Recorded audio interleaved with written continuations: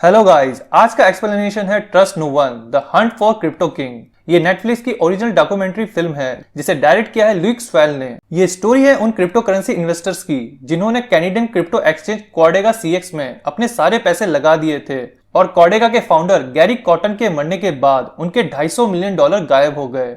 इस डॉक्यूमेंट्री में बताया गया है कैसे कॉर्डेगा के इन्वेस्टर्स ने पता लगाया अपने $250 मिलियन का। तो चलिए स्टोरी अब शुरू करते हैं। स्टोरी स्टार्ट होती है वैंकूवर के एंड्रयू वेंगर से, जो वैंकूवर बिटकॉइन कोऑप में डायरेक्टर ऑफ पब्लिक रिलेशन पे थे। एंड्रयू का काम था लोगों में क्रिप्टो करेंसी और बिटकॉइन के बारे में जानकारी पहुंचाना। फिर हम देखते हैं एलेक्स सैलकेड को, वो भी वैंकूवर बिटकॉइन कोऑप से जुड़ा हुआ है। ये 10 से 12 लोगों का एक ग्रुप है जो बिटकॉइन के बारे में बात करता है। बिटकॉइन कोऑप और उस ग्रुप के कारण एलेक्स गैरी कॉटन से मिला था। फिर एंड्रयू गैरी के बारे में बताता है।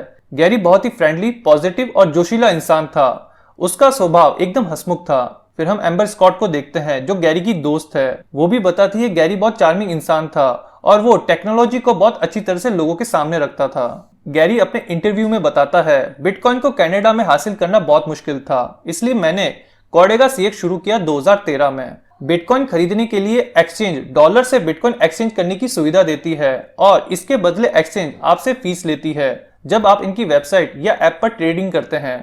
एलेक्स बताता है बिटकॉइन क्लब में बहुत से लोग थे, यहाँ पर वो बिटकॉइन के बारे में बातें करते थे, लेकिन कॉर्डेगा के खुलते ही गैरी ने सबको वहां बुला लिया और कहा अब से तुम सब यहीं से बिटकॉइन की बातें कर सकते हो। लोगों को उम्मीद होने लगी थी कॉर्डेगा बिटकॉइन को कानूनी दर्जा दिला पाएगा। एंड्रयू बोलता है हम लोग रोज की तरह मिलते और खाते पीते। तभी किसी ने कहा दोस्तों तुमने बिटकॉइन का प्राइस देखा है? सभी जगह न्यूज में चल रहा था 2008 से 2016 तक बिटकॉइन आसमान छू रहा है। उस टाइम बिटकॉइन ने $11,000 को भी पार कर दिया था और हर बार बिटकॉइन की प्राइस बढ़ती जा रही थी, 14,000, 16,000, 19,000 और ये रुक ही नहीं रहा था। कल तक कोई भी बिटकॉइन को नहीं जानता था, पर अब वो अखबार के फ्रंट पेज पे था। एलेक्स बोलता है जब 2013 में कॉर्डेगा बना था तब बिटकॉइन की कीमत सिर्फ $100 की थी और 2017 तक बिटकॉइन की कीमत $20,000 पहुंच गई, इसलिए कॉर्डेगा सीएक्स भी फेमस हो चुका था। फिर हम सैन फ्रांसिस्को से टोंग जाओ को देखते हैं जो चाइनीज कैनेडियन है। टोंग वहां एक सॉफ्टवेयर इंजीनियर है और सैन फ्रांसिस्को में सॉफ्टवेयर इंजीनियर की सैलरी बहुत अच्छी होती है। टोंग के बहुत से दोस्तों ने क्रिप्टो करेंसी में बहुत सा पैसा बनाया था। टोंग अपने दोस्त का एक वीडियो देख रहा था जिसमें वो बताता है उसने 2011 में बिटकॉइन $2.52 के प्राइस पर खरीदा था और अब उस बिटकॉइन की कीमत इतनी ज्यादा हो चुकी है कि उसने एक लैम्बोर्गिनी खरीद ली। वो बताता है अगर टेक्निकली देखा जाए तो उसे ये लैम्बोर्गिनी 2011 के बिटकॉइन के प्राइस के हिसाब से $115 की पड़ी है। इसलिए टोंग ने सोचा अब वो भी क्रिप्टो में इन्वेस्ट करेगा, इसलिए उसने $85,000 का लोन लिया बैंक से और उसने सारे पैसे अलग अलग क्रिप्टो करेंसी में लगा दिए। उसे भी अपने दोस्त की तरह जल्दी अमीर बनना था। एलेक्स बोलता है 2017 तक बहुत अच्छा जा रहा था। गैरी का मुनाफा करोड़ों में हो रहा था। उस वक्त गैरी प्लेन, बोट और छोटा सा आइलैंड और जमीनें खरीद रहा था। एम्बर बोलती है हमने सुना था उसने शादी भी कर ली थी। फिर वो पूरी दुनिया घूमने लगा और अपना ज्यादातर टाइम सोशल मीडिया पर बिताता। फिर एंड्रयू बताता है बिटकॉइन बहुत ऊपर जा रहा था, आसमानों को छू रहा था, पर फिर एक दिन जब वो जमीन पर आ गिरा तब कॉर्डेगा सीएक्स के लिए मुश्किलों की शुरुआत हो चुकी थी। टोंग बोलता है बिटकॉइन के साथ दूसरी क्रिप्टो करेंसी भी डूबने लगी थी। 2018 दिसंबर तक बिटकॉइन $4,000 तक नीचे आ गया था। सिर्फ 24 घंटे में क्रिप्टो मार्केट से $60 अरब निकाले जा चुके थे। न्यूज में बताया जा रहा था बिटकॉइन के क्रैश का रीजन चाइना और साउथ कोरिया में बिटकॉइन ट्रेडिंग को बंद करना था। अब टोंग पर बहुत बड़ा कर्जा था। उसने बैंक से $85,000 का लोन लिया था जिसमें से वो 80% गवा चुका था। लोन का ब्याज बहुत ज्यादा था, इसलिए टोंग को अपनी चीजें गिरवी रखनी पड़ी। अब टोंग के पास सिर्फ एक रास्ता था, अपना घर बेचकर सारा लोन चुका है। घर बेचने के बाद टोंग के पास $4 लाख बचे थे। बैंक में पैसा जमा करने पर बैंक 2% कमीशन लेता है, इसलिए टोंग ने कॉर्डेगा में $4 लाख के बिटकॉइन ट्रांसफर कर दिए, क्योंकि कॉर्डेगा में बिटकॉइन बेचने पर 10% प्रीमियम मिलता है। फिर टोंग उन बिटकॉइन को बेचने की कोशिश करता है। गाइस, कॉर्डेगा से बिटकॉइन डॉलर से खरीदे जाते थे। जब बिटकॉइन को बेचा जाता था तो यूजर को कैनेडियन डॉलर मिलते थे। अब टोंग के पास $5 लाख कैनेडियन डॉलर थे। टोंग उसे निकालने की कोशिश कर रहा था पर इसमें बहुत टाइम लग रहा था और रिक्वेस्ट कंप्लीट ही नहीं हो रही थी। फिर हम टोरंटो से अलेक्जेंड्रा को देखते हैं। ये the Globe and Mail Canadian newspaper में काम करती है। अलेक्जेंड्रा बताती है 2018 में उन्हें कॉर्डेगा यूजर के बहुत सारे मेल आया करते थे। वो अपने पैसे नहीं निकाल पा रहे हैं। क्रिप्टो करेंसी में तेजी के कारण कॉर्डेगा में बहुत से लोगों ने अपना पैसा लगाया था। आंकड़ों के अनुसार एक साल में 1.2 बिलियन डॉलर का लेन देन किया था कोडेगा से, और कोडेगा हर लेन देन के पैसे कमा रहा था। इसलिए अलेक्जेंड्रा ने जेरी को मेल किया, लोग अपने पैसे नहीं निकाल पा रहे हैं, जिसमें जेरी का रिप्लाई आता है, बैंक ने कोडेगा के पैसे को फ्रीज कर दिया है क्योंकि उन्हें क्रिप्टो करेंसी एक्सचेंज पर भरोसा नहीं है। जेरी ने मेल में कहा उनके 26 मिलियन डॉलर बैंक में अटके हुए हैं, तो ये सब बैंक की गलती है जिस वजह से वो लोग पैसे नहीं निकाल पा रहे हैं। जेरी ने अलेक्जेंड्रा से कहा, क्या आप मुझे बता सकती हैं किन लोगों को ये दिक्कतें आ रही है, मैं खुद उन्हें समझाना चाहूंगा। उस वक्त अलेक्जेंड्रा को वो बहुत अच्छा इंसान लगा था। फिर हम टॉम को देखते हैं, वो बताता है वो पैसे निकालने की कोशिश अक्टूबर से कर रहा था, फिर नवंबर बीता और फिर दिसंबर। उसने कोडेगा को मेल भी किया, पर वहां से जवाब आता, पैसे ट्रांसफर 2 हफ्तों में हो जाएंगे, कभी कहते 1 हफ्ते में, हम जल्द ही इस प्रॉब्लम पे काम करेंगे, पर कुछ नहीं हुआ। फिर आते आते 2019 आ गया। इस समय तक टोंग पूरी तरह से घबरा गया था क्योंकि उसने अपनी जिंदगी भर की कमाई डाल दी थी। फिर एम्बर बताती है, इस दौरान गैरी का मैसेज आता है और वो बताता है कहां पर घूम रहा है, और साथ में वो बोलता है किसी को बताना नहीं वो कहां पर है। ये बहुत अजीब था, शायद वो कुछ लोगों से बच रहा था। फिर 14 जनवरी को न्यूज में आता है, गैरी कैनेडियन जो कोडेगा सीएक्स के फाउंडर और सीईओ थे, वो मर चुके हैं। गैरी कॉटन की पत्नी जेनिफर रॉबर्टसन ने बताया उनकी मृत्यु इंडिया में अचानक हो गई। इस न्यूज ने सबको शॉक कर दिया था। फिर बहुत जल्द कोडेगा सीएक्स की वेबसाइट को बंद कर दिया गया और बताया गया कोडेगा सीएक्स क्रिप्टो करेंसी के पासवर्ड सिर्फ गैरी कॉटन के पास थे, और उस वक्त ये खबर आग की तरह फैल गई। सारी न्यूज में बताया जाने लगा गैरी कॉटन अपनी मौत के साथ कोडेगा सीएक्स के पासवर्ड भी ले गए, और इसका मतलब ये था ग्राहकों के 190 मिलियन डॉलर फंसे हुए हैं। टोंग जब ये न्यूज सुनता है उसे विश्वास नहीं होता, उसे लगने लगता है उसे दिल का दौरा पड़ने वाला है। उसके सीने पर एक अजीब सा दबाव पड़ रहा था। उस समय वो बस अपने पैसे वापस चाहता था। उसे ये यकीन नहीं हो रहा था कि ये सब उसके साथ हो रहा है। फिर हम लॉस एंजलिस के अली मौसवी से मिलते हैं। वो एक एआई कंसल्टेंट है और उसने अपनी नौकरी छोड़कर अपनी कंपनी स्टार्ट की थी। उसने कोडेगा से मुनाफा बनाने का सोचा जब तक कंपनी से मुनाफा ना हो। उसने कोडेगा में $70,000 डाले थे और फिर कोडेगा से पैसे ना निकालने वाला कांड हो गया। फिर अली ने जेनिफर रॉबर्टसन का स्टेटमेंट देखा जो गैरी कॉटन की पत्नी और पार्टनर थी। क्रोन रोग की वजह से दिसंबर 9, 2018 को गैरी कॉटन की मृत्यु हो गई इंडिया में घूमने के दौरान। अली बोलता है 9 दिसंबर को गैरी की मौत हुई और 14 जनवरी को उन्होंने लोगों को गैरी की मौत की खबर दी, यानी पूरे 1 महीने बाद। ये बात अली को जम नहीं रही थी, कुछ तो गलत हो रहा था। टोंग बहुत नाराज था, वो किसी से इस बारे में बात करना चाहता था, तो उसने टेलीग्राम में कोडेगा नाम का कोई ग्रुप ढूंढने की कोशिश की। वो पहले भी क्रिप्टो के लिए टेलीग्राम में अलग अलग ग्रुप से बातें करता रहता था। उसे कोडेगा का ग्रुप मिलता है और उसे पता चलता है उसके जैसे बहुत सारे लोगों के पैसे डूबे हुए हैं। उस ग्रुप में सब यही पूछ रहे थे कब उन्हें उनके पैसे मिलेंगे, और या फिर फालतू की बकवास कर रहे थे। पर उसमें एक बंदा जुड़ा जिसका नाम QCX INT था। उसने इस इन्वेस्टिगेशन में जान फूंक दी थी। फिर हम QCX को देखते हैं। वो बोलता है क्रिप्टो की दुनिया में सबसे ज्यादा जरूरी है ऑप्सेक का, यानी ऑपरेशन सिक्योरिटी। क्रिप्टो अभी रेगुलेटेड नहीं है, इसलिए आपको बहुत सावधानी बरतनी होगी जब बड़ी रकम का मामला हो, और यही वो वजह थी जिसकी वजह से QCX गुमनाम ही रहना चाहता था। QCX बोलता है 2018 में वो कोडेगा में छोटी सी किस्तों में ट्रेडिंग कर रहा था, और वो वक्त आ गया जब पैसे इतने ज्यादा हो गए थे जिसे भुलाया नहीं जा सकता था। इसलिए कोडेगा बंद होने से उसकी दिलचस्पी इसमें ज्यादा थी। इसलिए QCX को पता लगाना था आखिर हुआ क्या था, और उसके साथ सारे इन्वेस्टर्स ने भी जांच शुरू कर दी थी। सब जेनिफर की इंस्टाग्राम अकाउंट को चेक करने लगे ताकि उसमें से उन्हें कोई क्लू मिल जाए। फिर वो लोग जानकारी ढूंढने लगे और पता लगाने लगे क्रोन बीमारी के बारे में, क्या ये इतनी जानलेवा बीमारी है। और फिर उन्हें गैरी कॉटन का डेथ सर्टिफिकेट मिला। सर्टिफिकेट पे गैरी के सरनेम की स्पेलिंग भी गलत थी। QCX बोलता है ऐसा बर्थ सर्टिफिकेट बनाया जा सकता है। QCX को गैरी के दोस्तों से इंफॉर्मेशन मिली। उसने एक स्क्रीनशॉट दिया था जिसमें उसके स्काइप अकाउंट का कैमरा उसके मरने के बाद भी ऑन था। टेलीग्राम ग्रुप में इस स्क्रीनशॉट को देखकर सबको और QCX को भी लगता है ये कोई स्कैम है। शायद वो मरा ही ना हो और उसने अपनी नकली मौत का ड्रामा किया हो। वो क्रिप्टो की रकम के साथ फरार हो गया और किसी आइलैंड पर जाकर छुप गया है। फिर अलेक्जेंडर अपने साथी से मिलाती है जो उसके साथ इस प्रॉब्लम पर काम कर रहा है। जॉय को भी यही लगता है शायद ऐसा ही हुआ होगा क्योंकि ऐसा पहले भी हो चुका था। जॉय बताता है हेज फंड का ठग सैमुअल इजराइल ने भी जेल से बचने के लिए अपने मौत की झूठी कहानी बनाई थी। सैमुअल ने अपनी कार एक ब्रिज के पास छोड़ दी और अपनी गाड़ी पर सुसाइड नोट लिख दिया था, ऐसा बताने के लिए मानो वो पुल से कूद गया हो। पर 1 महीने बाद वो खुद ही वापस आ गया और उसने सब कबूल किया। इसलिए जब जॉय ने गैरी के बारे में सुना तो उसे लगता है ऐसा फिर से हो सकता है। QCX बोलता है क्या गैरी इतना बड़ा अपराध करने में सक्षम था। QCX गैरी का YouTube चैनल देखता है। वो कहता है कौन कहेगा ये एक शातिर मुजरिम हो सकता है। फिर हम टॉम को देखते हैं। वो बताता है जेनिफर इकलौती इंसान थी जेरी के मौत के वक्त जो उसके साथ थी, और जेरी के बाद एक्सचेंज पर सिर्फ उसी का हक था। और फिर ग्रुप में सबने जेनिफर के बारे में पता लगाना शुरू कर दिया कि वो है भी या नहीं। जॉय बोलता है जेरी को जानने वाले जेनिफर को जानते ही नहीं थे, उन्हें पता भी नहीं चला जेरी ने कब शादी कर ली थी। फिर हम नोवा स्कॉटिया की किम्बरली स्मिथ से मिलते हैं, वो जेनिफर की बहन है। स्कॉटिया जेरी और जेनिफर के बारे में बताती है वो दोनों ऐसा नहीं कर सकते, जेरी ऐसा लड़का नहीं था जो अपनी मौत का नाटक कर सके।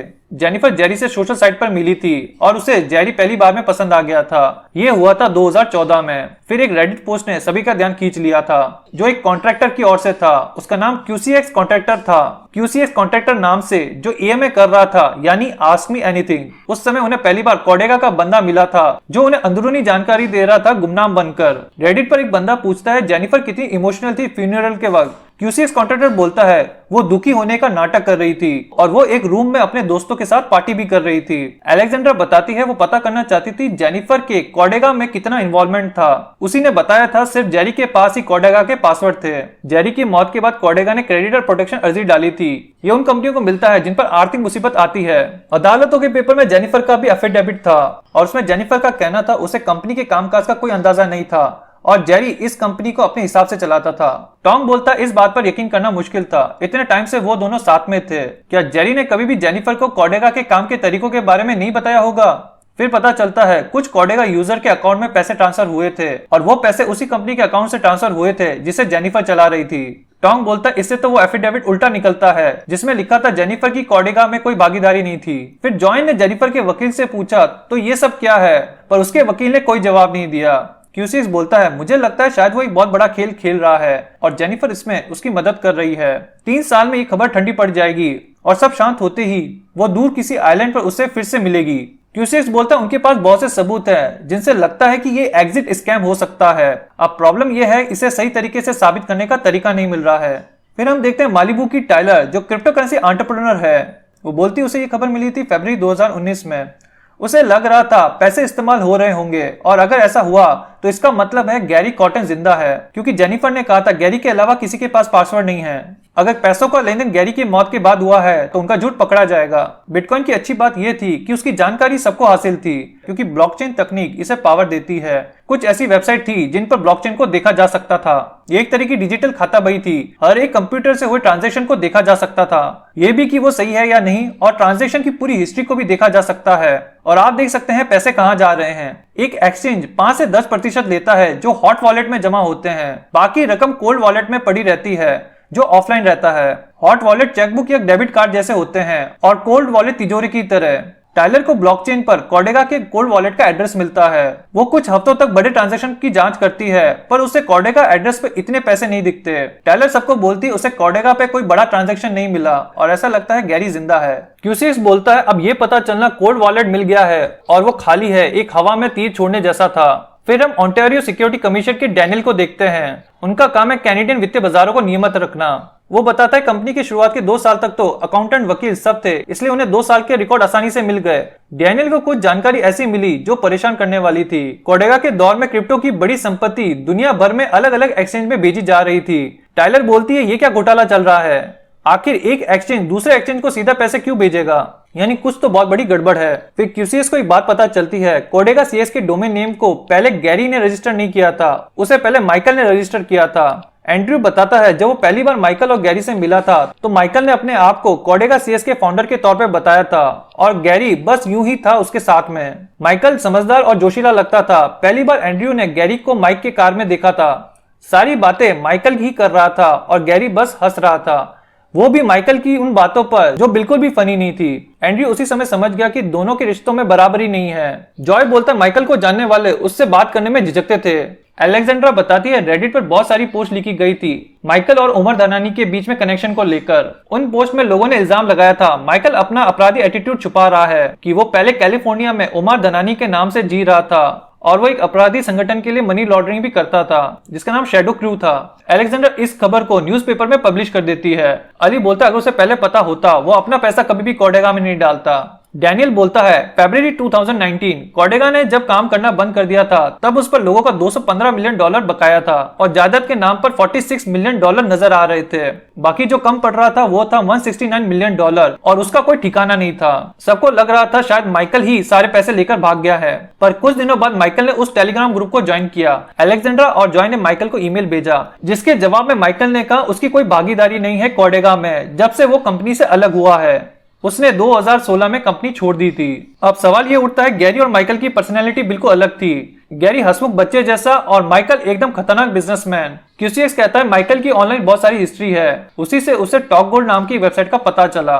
टॉक गोल्ड इन्वेस्टमेंट घोटालों का एक मंच था जहां पर लोग घोटाले करते या दूसरों के घोटाले चलाते थे। टॉक गोल्ड में माइकल के बारे में ढूंढने पर QCX को सेप्टर नाम के बंदे के बारे में पता चलता है जो माइकल का दोस्त था। सेप्टर ने टॉक गोल्ड में बहुत से स्कैम चलाए थे जिससे लोगों ने अपना काफी पैसा गवा दिया था। सेप्चर के इन्वेस्टमेंट का नाम था S&S इन्वेस्टमेंट। कुछ दिनों तक इन्होंने लोगों को पैसे दिए पर कुछ समय बाद ये लोग गायब हो गए सारे पैसे लेकर। QCX बोलता है वही एग्जिट स्कैम। उसे लगता है स्कैप्चर गैरी ही है। QCX स्कैप्चर के बारे में पता करता गया और उसे एक वेबसाइट मिली जिसका नाम था ब्लैक हैट वर्ल्ड। उसे एक चीज अजीब लगी, ब्लैक हैट वर्ल्ड का एक यूजर स्कैप्चर बार बार अपना हैंडल का नाम चेंज कर रहा था। जॉय और QCX स्कैप्चर पर साथ में काम कर रहे थे। जॉय ब्लैक हैट वर्ल्ड के यूजर को मेल करता है ताकि वो पता लगा पाए आखिर स्कैप्चर कौन सा ईमेल अकाउंट यूज करता है। और कुछ दिनों के बाद जॉय के पास एक मेल आया जिसमें स्क्रीनशॉट थे। वो एक अकाउंट फॉर्म था जिसे स्कैप्चर ने भरा था और उस फॉर्म में नाम था गैरी कॉटन। ये सीधा सबूत था कि गैरी ही स्कैप्चर है। QCX बोलता है कोर्टेगा एक्सचेंज के दोनों ही फाउंडर स्कैमर थे। गैरी तब से घोटाले कर रहा था जब वो 14 या 15 साल का था।